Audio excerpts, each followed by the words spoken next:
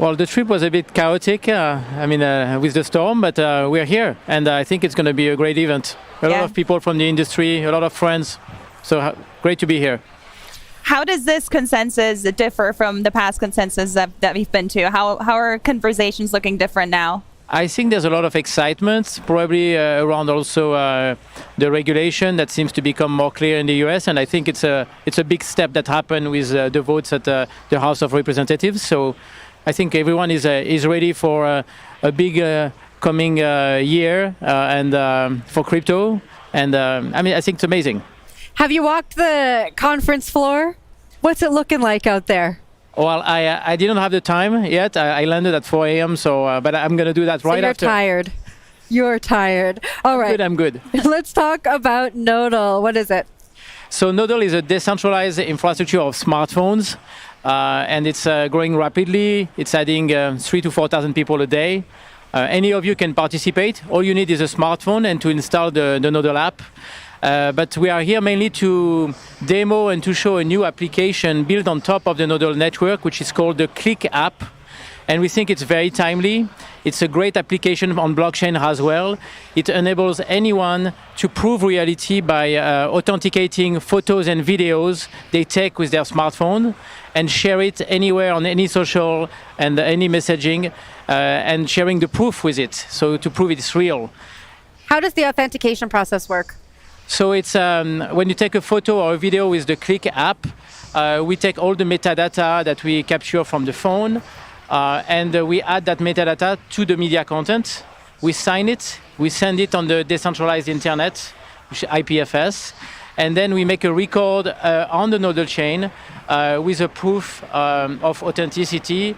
And now you can share that content anywhere, and people will be able to verify that it was taken at a certain time, thanks to the proof of time with the chain, and proving the location as well. And that's what we can do very well with the Nodle network, because we have a lot of nodes on smartphones, and we can help with what we call digital witnesses, prove the location of where a photo or video was taken. I want to know how the digital witnesses work, but before we get there, let's say I am looking at a photo of the Mona Lisa, and I open up the Click app and I take a photo of the Mona Lisa. How do you prove that picture is not the real Mona Lisa?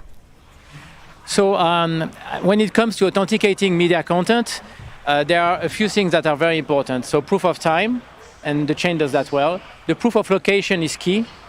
And then there is all the provenance information. And because we have this secure environment that we created on the phone, we can make sure that the signal of any sensor in the phone, like the camera or the GPS, are not hacked. And then prove that basically this is authentic and original.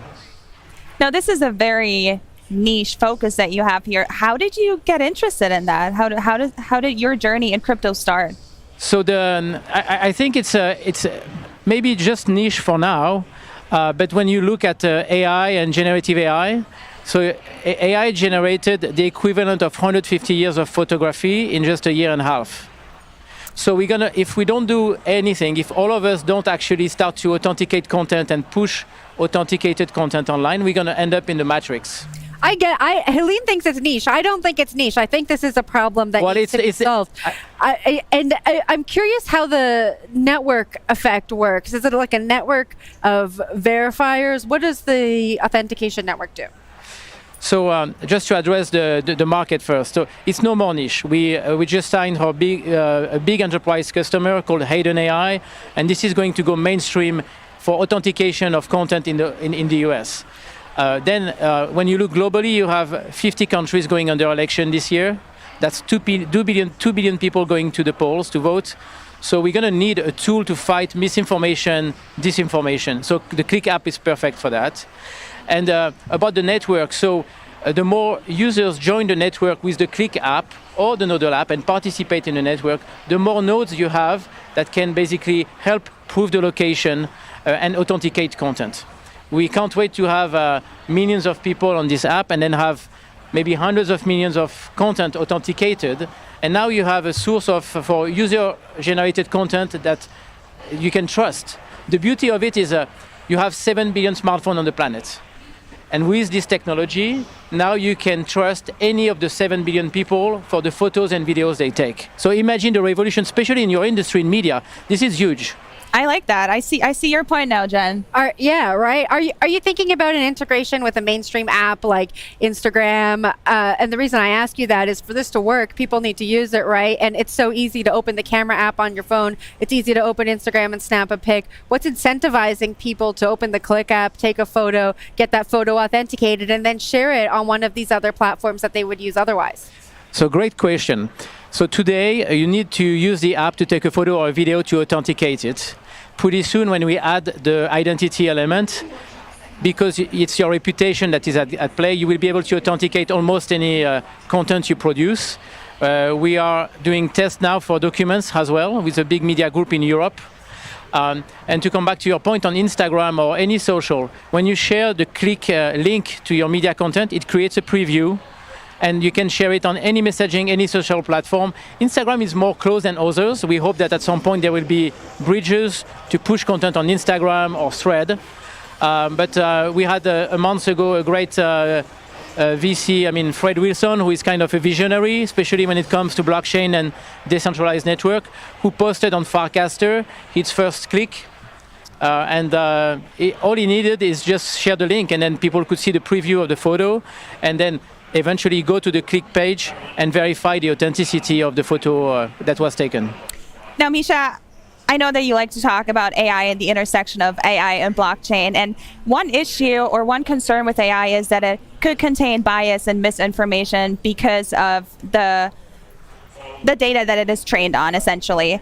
And blockchain can help with that. Explain to me how that will work. So in the case of the Click app, once you reach a very large amount of media content that has been authenticated, eventually an AI system or model that wants to train on authenticated content to avoid to have actually fake images or videos taken into the model, they can leverage the user base from the Click app. And because there is blockchain behind every photos and videos, now you can trace ownership. So you can clear the rights with all these people automatically. Why do we need to use DePIN here? Sorry? Why do we need to use DePIN? I think DePIN is, so it stands for Decentralized Physical Infrastructure. It's a jargon that was created by the industry to define the category we are in. IoTex, who is a DePIN player, actually said Nodle today is the largest DePIN because we have almost 780,000 participating smartphones into the network.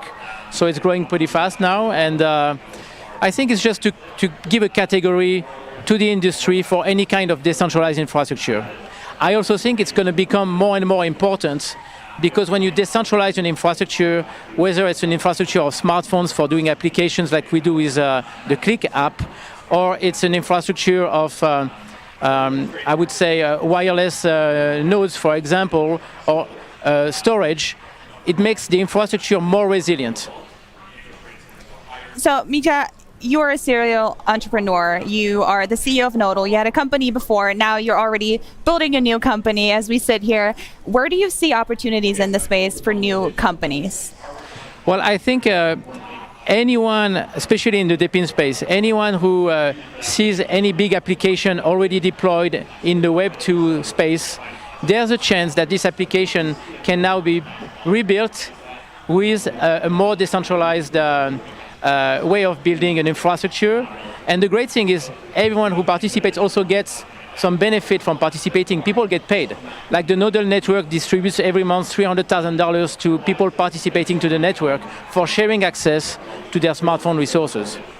So I think it's the new way of building a very, very big technological infrastructure and avoid the problems of what we are living today with a few big incumbents who are kind of close to monopolies and are blocking all startups and initiatives from other companies to enter the space. So it's time to really revolutionize this. And I think the regulation comes right in time. And we're going to see, the next 10 years are going to be mind-blowing, according to me. What do you think needs to happen for Web3 to actually solve that problem? I think we understand the problem. There are a few big centralized players that are locking out creators that are taking all of the value that's created for themselves. I think that problem is understood, but all of these solutions haven't really been able to break that yet. What do you think needs to happen for people to really understand that problem and start changing their behavior and using some of these other apps, starting interacting with startups and taking their eyeballs and money away from those centralized players? I think up until recently, there was a big problem of user experience. People are not going to switch to a Web3 solution if their user experience is much harder than what they used to experience with traditional apps and applications in the Web2 world. But today, I think at Nodle and with the Click app, we do a pretty good job. We abstract all the complexity for joining. So I think that was the first big barrier to cross is user experience. I think once people realize that now, oh, I can do the same thing that I used to do with a Web2 app in the Web3 world, and now I own the content I produce, I own my data, and if it is used, I get paid for it. Once people start to realize that, I think it's going to go like wildfire. It's a win-win. It's a win-win. I look forward to the day. I also think that that would be a great future, but I don't know what needs to happen. Oh, yeah, it's user experience. User experience and sharing the benefits of the infrastructure. I have a very good use case. We work in Africa with a company leveraging the network for locating motorbikes, the Boda Bodas in Uganda. They needed to build basically an infrastructure to locate these motorbikes. In less than a month, they spread out the Nodle library on their phones. People heard it was the Nodle library used into the app. They started to download the app, and now we have like the whole country of Uganda is lighted up in a month, and people who are renting or paying for these motorbikes and doing the taxi job of hailing people, basically, they can be located thanks to that network. Micha, I look forward to following your journey. Okay. Thank you so much for joining us. Thank you, Jen. Thank you, Helene. That was Nodle CEO and co-founder Micha Benoliel. Let's now take a look at what's happening on one of the stages here at